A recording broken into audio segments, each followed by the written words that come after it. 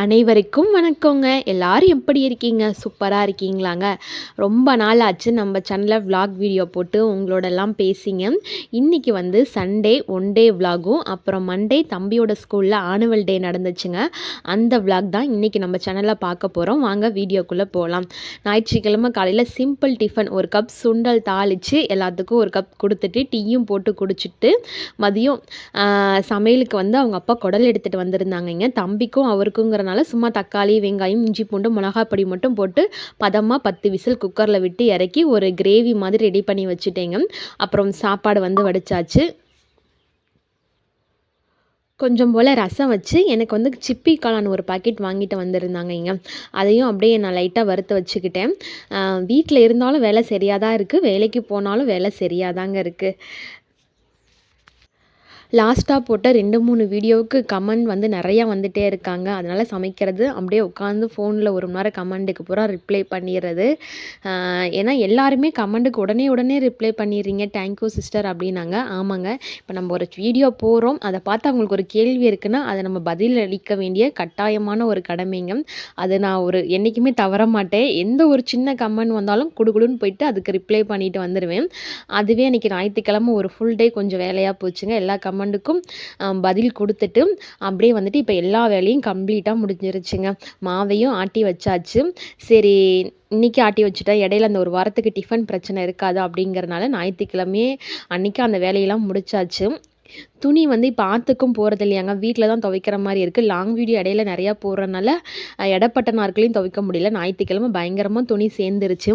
அப்புறம் அதெல்லாம் துவைச்சி சாயந்தரம் ஆயிடுச்சு. அப்படியே தண்ணி மட்டும் வடிய விட்டுட்டு அப்புறம் காய போட்டுக்கலான்னு வந்துட்டேன்.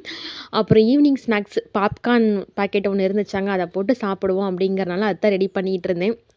இந்த வருஷம் எனக்கு வந்து கடையில் எதுவும் போய் வாங்கி சாப்பிடாம ஹெல்த்தியாக வீட்லேயே நம்ம எது வேணாலும் சமைச்சு சாப்பிட்டுக்கலாம் அப்படிங்கிற மாதிரி ஒரு முடிவு எடுத்திருக்கேன். அது எந்த லெவலில் போகுதுன்னு தெரியலைங்க. நான் ஃபுட் கண்ட்ரோலில் இருக்கேங்க. பார்ப்போம், போக போக தான் தெரியும் வெயிட் குறையுதா என்னான்னு. போக பார்த்தா தான் தெரியும்.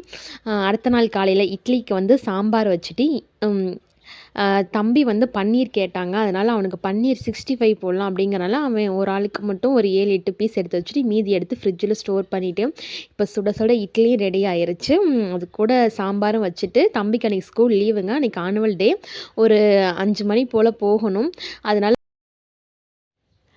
இந்த பன்னீர் 65 வந்து தம்பிக்கு ரொம்ப பிடிக்குங்க. ரொம்ப டேஸ்ட்டாக இருக்கும். உப்பு மிளகாத்தூள் போட்டு அப்படியே தோசைக்கல்ல 2 பிரட்டிட்டா வேறு லெவல் டேஸ்ட்டாக இருக்குங்க. அவங்க அப்பாவும் ஆனுவல் டேன்னு சொல்லியிருக்கோம், அன்றைக்கி சீக்கிரமாகவே வேலையை எடுத்து வச்சுட்டு வந்துட்டாங்க. 4:30 மணிக்கு டைம் போட்டிருந்துச்சுங்க.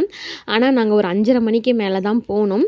தம்பி இப்போ படிக்கிற ஸ்கூலில் வந்து 2வது வருஷங்க. 4ஆவதில் தான் பழனி அச்சி அகாடமி சிபிசியில் சேர்த்துறோம். இது வந்து 2வது வருஷம் ஸ்கூலுங்க. அதுக்கு முன்னாடி தம்பி ஸ்டார்டிங்கில் பிள்ளையார் சொல்லி போட்டதும் மெட்ரிகுலேஷன் ஸ்கூலில் தாங்க. அதுக்கப்புறம் இந்த ஸ்கூலுக்கு முன்னாடி வந்து ஒரு சிபிசி ஸ்கூலில் போட்டோம். அந்த சிபிசி ஸ்கூலில் வந்து எங்களுக்கு திருப்தி இல்லைங்கிறனால பழனியிலே வந்து இந்த அச்சியா ஸ்கூல் வந்து கொஞ்சம் ரேங்கிங்கில் வந்து இடத்துல இருக்குங்கிறனால இதில் வந்து எங்களை மாதிரி மிடில் கிளாஸ் வந்து இந்த ஸ்கூலில் படிக்க வைக்கிறதுங்கிறது ரொம்ப ரொம்ப அரிதுங்க. ஏன்னா இந்த ஸ்கூலில் படிக்கிற எல்லாமே டாக்டரோட பிள்ளைங்க, பழனி தேவஸ்தானோட பிள்ளைங்க, அப்புறம் இன்ஸ்பெக்டரோட பிள்ளைங்க, அந்த மாதிரி பிள்ளைங்க தான் அங்கே படிச்சுட்ருக்காங்க. நிறைய பேர் தம்பி எந்த ஸ்கூல் படிக்கிறான்னு கேட்டால் அச்சியாவா அப்படிங்கிற மாதிரி சொல்லுவாங்க. அதுக்கு பின்னாடி பெரிய ஸ்டோரியே இருக்குங்க. இதில் வந்து அப்படியே சும்மா ஒரு மிடில் கிளாஸ் லைஃப் பற்றி ஒரு சிம்பிளாக ஒரு குட்டி ஸ்டோரி மாதிரி கொடுத்துக்கிறேங்க.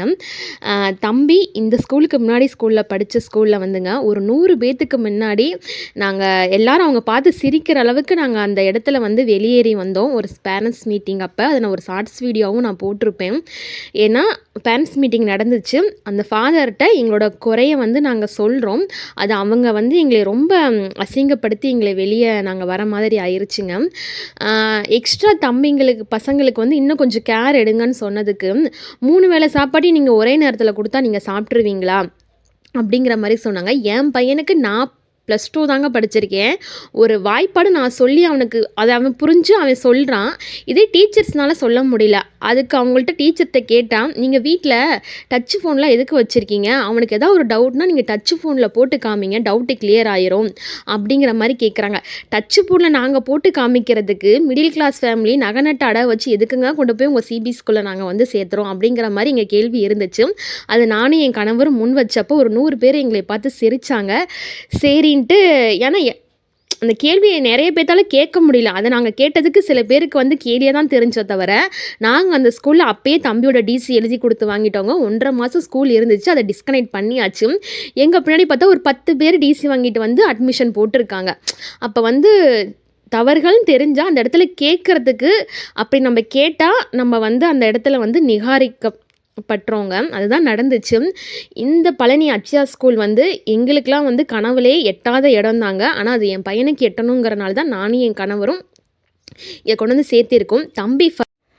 தம்பி கன்சீவ் ஆன உடனே அது பொண்ணாக இருந்தாலும் பையனாக இருந்தாலும் சரி, பொண்ணாக இருந்தால் டான்ஸு, பரதநாட்டியம், பையனாக இருந்தால் கராத்தே, சிலம்பம், இந்த ஃபுட்பாலு, எக்ஸ்ட்ரா கரிக்குலர்லாம் தம்பி ஸ்டேஜ் ஏற்றி அழகு பார்க்கணுங்கிறது எனக்கு மிகப்பெரிய ஆசையாக இருந்துச்சுங்க. ஏன்னா என்னோடய ஏஜில் என் வயசு பிள்ளைங்கள்லாம் மேலே ஏறுறப்ப அதை பார்த்து ஏக்கப்பட்ட காலங்கள்லாம் போய் இன்றைக்கி என் பையனை அப்படி பார்க்கணுன்னு நினச்சது தாங்க. அதுக்கான வழியை வந்து நாங்கள் வடிவமைச்சு தரோம் அப்படிங்கிற மாதிரி கூட எடுத்துக்கலாங்க. நாங்கள் 2 பேருமே பேசிக் லெவல் தாங்க படிச்சிருக்கோம். அவங்க அப்பா ஒரு 8வது, இதை பேசிக்னு சொல்லாமல் என்னன்னு கூட தெரியல. நான் ஒரு 12வதுங்க. அவருக்கு படிக்க வாய்ப்பு இருந்தும் அவர் தவற விட்டுட்டார். எனக்கு என்னோடய பேக்ரவுண்டு குடும்ப சூழ்நிலை சரியில்லாத காரணத்தால் நான் படிப்பை டிஸ்கனெக்ட் பண்ணிவிட்டு நான் வேலைக்கு போக ஆரம்பிச்சிட்டேங்க. இது 2ம் கலந்து வந்தது தான் வஜ்ஜுக்குட்டி. அப்போ அவனை எந்த அளவுக்கு படிக்க வச்சு அவனை எந்த அளவுக்கு முன்னேற்றணுங்கிற அந்த ஒரு வெறி தாங்க. எட்டாத இந்த ஸ்கூலுக்கு வந்து எங்களால் முடிஞ்சதை வந்து நாங்கள் தம்பியை இதில் சேர்த்து விட்டுட்டு அவனை படிக்க வச்சுட்ருக்கோங்க. இதுக்கு பின்னாடி நிறையா விஷயங்கள் இருக்குது. என் கணவர்கிட்ட சொல்லிட்டேன், நம்ம பையன் படிப்பு விஷயத்தில் எக்காரணத்தை கொண்டு கஞ்சத்தனம் வச்சிடாதீங்க. ஏன்னா அவர் ஒரு வார்த்தை சொன்னார், என்னோட சம்பாரத்துக்கு சிபிசிங்கிறது கொஞ்சம் கஷ்டம்தான்ப்பா அப்படின்னாரு. எப்படியாச்சும் கஷ்டப்படனாலும் அவனை படிக்க வச்சிடலாங்க அப்படிங்கிற மாதிரி நாங்கள் முடிவு எடுத்துக்கிட்டோம். எனக்கு என் கணவர்கிட்ட 1க்கு 2 நகை வேணும்னு நான் உங்கள்கிட்ட கேட்கல, 10 பொட்டு புடவை வேணும்னு கேட்கல, எனக்கு ட்ரெண்டிங் சாரீ வேணும், நான் எதுவுமே கேட்கல. ஏன்னா நான் எவ்வளோ வச்சுருக்கேங்கிறது எனக்கு பெருசில்லை, என் பையன் எப்படி படிக்கிறாங்கிறதாங்க அதில் தான் எனக்கு பெருமையும் சந்தோஷமும் இருக்குது. அதனால் நீங்கள் வந்து நம்ம பையனை படிக்க வைக்கிறதுக்கு மட்டும் நீங்கள் நம்ம குடும்பத்துக்காண்டி நீங்கள் ஒதுக்குனா போதும். எனக்கெலாம் வந்து நீங்கள் எதுவுமே பண்ணாட்டியும் பரவாயில்ல. சமுதாயத்துக்குள்ளே வேணாம் நகை நட்டு இல்லாமல் ட்ரெஸ்ஸிங் இல்லாமல் இருக்கிறதுக்கு மற்றவங்க பார்வைக்கு வேணால் அது தப்பாக தெரியுங்க. எங்கள் 3 பேர்த்துக்கும் வந்து இது ரொம்பவே அழகான ஒரு இது. எங்களுக்குள்ளே நாங்கள் 3 பேராக இருக்கும் போது சந்தோஷமான லைஃபுங்க. அது அடுத்தவங்க என்ன நினைப்பாங்க அப்படின்னு நினைக்கும் போது தான் அது நமக்குள்ளே வந்து மனக்கசப்பு ஏற்படும். அப்படிங்கிற மாதிரி முடிவு எடுத்தாச்சுங்க. இப்போ 2வது வருஷம் தம்பி படிச்சிட்ருக்காங்க. இங்கிலீஷ் வந்து ஓரளவுக்கு நல்லாவே பேசுகிறாங்க, ஸ்கூலில் நல்லாவே பேசுகிறாங்க. வீட்டில் பேசுமானா, அம்மா உனக்கு இங்கிலீஷ் தெரியுமான்னு திருப்பிட்டு கேட்குறான். என்ன பண்ணுறதுங்க, பிள்ளைங்களுக்காண்டி அதையும் நம்ம கற்றுக்கிட்டா தான் உண்டு இனிமேல். சரிங்க, ஆனுவல் டேக்கு வந்துடலாம். ஆனுவல் டே வந்து ரொம்ப சூப்பராக போச்சு. போன வருஷத்தோட இந்த வருஷம் ரொம்பவே கிராண்டாக பண்ணியிருந்தாங்க. இது வந்து எங்கள் வீட்டுக்கார் ஃப்ரெண்டோட ஃபேமிலி குழந்தைங்க. குட்டி பாப்பா செம க்யூட்டாக இருந்தாங்க. கரெக்டாக 6 மணிக்கு பழனியாண்டவன் பாட்டு போட்டாங்களே, அப்படியே பக்தி பரவசமாக எனக்கெலாம் மேலெல்லாம் ஃபுல்லாக அரிச்சிருச்சு. பின்னாடி பேக்ரவுண்டை பார்த்தாவே உங்களுக்கு தெரியும், பழனி மலை கரெக்டாக லைட்டு போட்ட சமயம் சொல்லவாங்க வேணும். அப்படியே நான் பக்தி பரவசத்தில் வந்து முழுகிட்டேன்னு தான் சொல்லணும். ஆனுவல் டே அப்போ தம்பி எதுலேயும் பார்ட்டிசிபேட் பண்ணலைங்க. டான்ஸ் தான் இது இருந்துச்சு, அது தம்பி வேண்டாம் அப்படின்ட்டாங்க. அது இல்லாமல் தம்பிக்கு அதுக்கு முன்னாடி அம்மா வேற போட்டிருந்துச்சு, அதனால் எதுவுமே அவங்க கலந்துக்கல. வேறு எதையும் கம்பேர் பண்ணி பார்க்க வேணாங்க, அவன் நல்லபடியாக படித்தா போதும் அப்படிங்கிற மாதிரி மட்டும்தான். அவனுக்கு இன்ட்ரெஸ்ட் இருக்கோ அது வழியில் அவன் என்ன கேட்குறானோ அதுக்கான வழியை மட்டும் நம்ம வடிவமைச்சு கொடுத்துட வேண்டிதான். நல்லா படிக்கிற பிள்ளைங்க எங்கே வேணாலும் நல்லா படிச்சுக்குவாங்கன்னு அப்படின்னு ஒரு பழமொழி சொல்லுவாங்கங்க. நான் வந்து கவர்மெண்ட் ஸ்கூலு தாங்க. அப்போலாம் வந்து கவர்மெண்ட் ஸ்கூலில் நல்லா படிக்கிற பிள்ளைங்கள மட்டும் ஒரு 5 பிள்ளைங்கள செலெக்ஷன் பண்ணி ஆண்டு விழாவாகட்டும், ஒரு பேச்சு போட்டி, ஒரு கட்டுரை போட்டி, ஒரு நாடகம், ஒரு டான்ஸ் எதுவாக இருந்தாலும் அந்த 5 பிள்ளைங்கள மட்டும்தான் ரிப்பீட்டடாக எல்லாத்துக்குமே முன்னாடி கூப்பிடுவாங்க.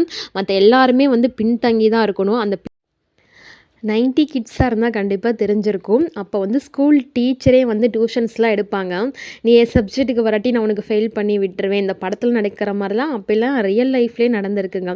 அது அந்த டியூஷன் ஃபீஸ் கொடுத்தா தான் உனக்கு நான் பாஸ் போட்டு விடுவேன் அப்படிங்கிற மாதிரிலாம் பலவீனத்த வந்து அவங்க வந்து அத பலமா எடுத்துட்டு நெறையா விஷயம் வந்து அதில நான் ஃபேஸ் பண்ணியிருக்கேங்க. டீச்சர் வீட்டுக்குலாம் போயிட்டு கையில அவங்க கேட்டப்ப காசு இருக்காதுன்ட்டு வீட்ட தேடி அட்ரஸ் கேட்டு அலைஞ்சு கொண்டு போயிட்டு குடுத்துட்டு, அப்படிலாம் பாஸ் பண்ணி வந்த ஆளு தான். அதெல்லாம் ஒரு பெரிய ஸ்டோரிங்க. அது எல்லா டீச்சர் சாரையும் சொல்லிற முடியாதுங்க. சில டீச்சர் சார் வந்து நல் உள்ளங்களும் இருக்காங்க. ஃப்ரீயா எடுத்த டியூஷன் சாருங்களும் இருக்காங்க. அதனால வந்து பையன் படிப்பு விஷயத்துல ரொம்பவே கவனமா இருக்கேன்னு கூட வச்சுக்கலாங்க. பார்ப்போம். அதுக்கு மேல அந்த இறைவன் விட்ட வழிதாங்க. எங்களோட கடமைகள நாங்க அமைச்சு தரோம். அதுக்கப்புறம் தம்பி நீ அத பயன்படுத்திக்கோடா அப்படிங்கிற மாரி தான். இரவும் பகலும் ஒலித்துக் கொண்டிருக்கிற ஓசை எதுன்னா, அது இது மட்டும் தாங்க. ஆனுவல் டே வந்து இப்படி ஒரு வீடியோவா போடுவேன்னு நான் எதிர்பார்க்கவே இல்ல. சரி லைட்டா மட்டும் காமிச்சுட்டு பேசுறதோட, இது மாரி சில விஷயங்கள்ல பேசினா நல்லாயிருக்குமே அப்படிங்கிற மாரி நெனச்சு தாங்க இந்த வீடியோ போட்டிருக்கேன். இந்த வீடியோ உங்களுக்கு பிடிச்சிருந்தா மறக்காம லைக், ஷேர், சப்ஸ்கிரைபர், கமெண்ட் பண்ணுங்க. அது இந்த வீடியோ எப்படி இருக்குன்ட்டு மறக்காம சொல்லுங்க. இந்த குட்டி பாப்பாவ பூரா நான் கையில வச்சிருக்க மாரி தான் இந்த வீடியோ இருந்திருக்கும். ஏற்கனவே 2, 3 டைம் தூக்கி இருக்கனால பழக்கம். அதனால ரொம்ப நேரம் வச்சுக்கிட்டு ரொம்ப சூப்பரா இருந்துச்சு. அன்னைக்கு டே வந்துங்க. குழந்தைய வச்சுட்டு இருக்கனால, ரொம்ப நேரம் இருக்க வேணாம் அப்படிங்கிறனால ப்ரோகிராம் 9 மணிக்கு முடிஞ்சிருச்சுங்க. நாங்க ஒரு 8:30, 8:15 மணி போல நாங்க கிளம்பி வந்துட்டோம். ஏன்னா, குட்டி பாப்பாக்கு பசி டைமு, அப்புறம் தூங்குற டைம் ஆயிருச்சுன்னா, அப்படியே அவங்கள தாட்டி விட்டுட்டு நாங்களும் எங்க வீட்டுக்கு வந்துட்டோங்க. அதுக்கு முன்னாடி சரின்ட்டு ஒரு டீயி, கொஞ்சம் ஸ்நாக்ஸ் சாப்பிட்டு போலாம் அப்படிங்கிறனால ஆப்போசிட்ல உள்ள பேக்கரிக்கு வந்திருந்தோம். ஆ சுட சுட ஒரு டீ குடிச்சிட்டு, காலிஃப்ளவர் சில்லி வாங்கி எல்லாம் ஷேர் பண்ணி சாப்பிட்டுட்டு, அன்னைக்கு டே வந்து ரொம்பவே ஹேப்பியா போச்சுங்க.